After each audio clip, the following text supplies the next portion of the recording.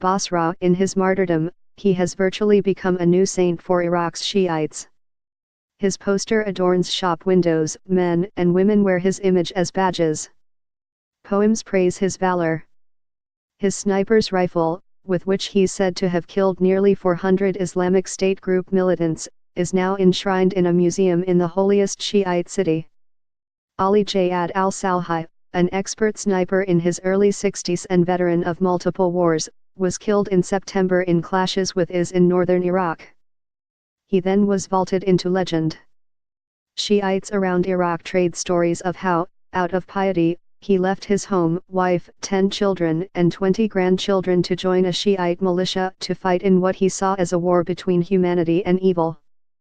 Al-Salhi is a powerful symbol in the religious, near-messianic mystique that has grown up around Iraq's Shiite militias in tandem with their increasing political and military might after they helped defeat the Islamic State group. Known as the Popular Mobilization Forces, or Hasht in Arabic, the militias have emerged from the war with the image of an almost holy force protecting the Shiite Muslim majority. That popular aura helps enshrine the Hasht as a major player in post-IS Iraq. It's a stark contrast to how the Sunni Muslim minority views the fighters. The Hasht controls significant areas in northern and western Iraq seized back from IS, and they are accused of abuses against the Sunni population. Sunnis see the militias as a tool for Shiite powerhouse Iran to dominate Iraq. The war against the Islamic State group left a divided legacy in Iraq.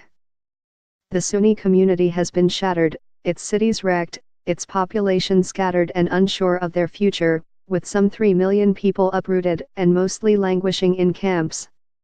Meanwhile, Shiites are riding on victory, having defeated a fanatical group that targeted their sect as heretics. Many Shiites trumpet the Hasht militias as the champions, bringing their community out of centuries of oppression and embodying a belief central to Shiism that victory will come from martyrdom. The militiamen are seen as the successors to one of the faith's most revered figures, Imam Hussein, a grandson of the Prophet Muhammad who was killed in the 7th century by rival Muslims at Karbala, in what is now southern Iraq, in a battle that led to the Sunni-Shiite split. Some even speak of the Hasht in apocalyptic terms, linking it to Imam Mahdi, a Shiite religious leader said to have vanished 1,100 years ago and expected to return, leading an army of the faithful to defeat evil in the world.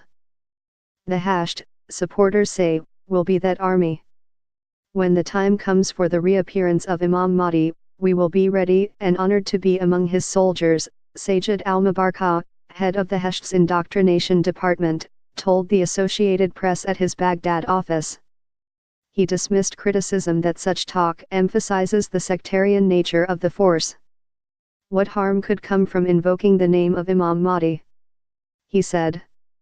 What harm could come if we are inspired by the sacrifice of Imam Hussein? The Hasht emerged out of a call in June 2014 by Iraq's top Shiite cleric, Grand Ayatollah Ali al-Sistani, for volunteers to join jihad against IS militants, who had overrun the northern city of Mosul and swept nearly to Baghdad and Shiite shrines farther south as the military and security forces collapsed.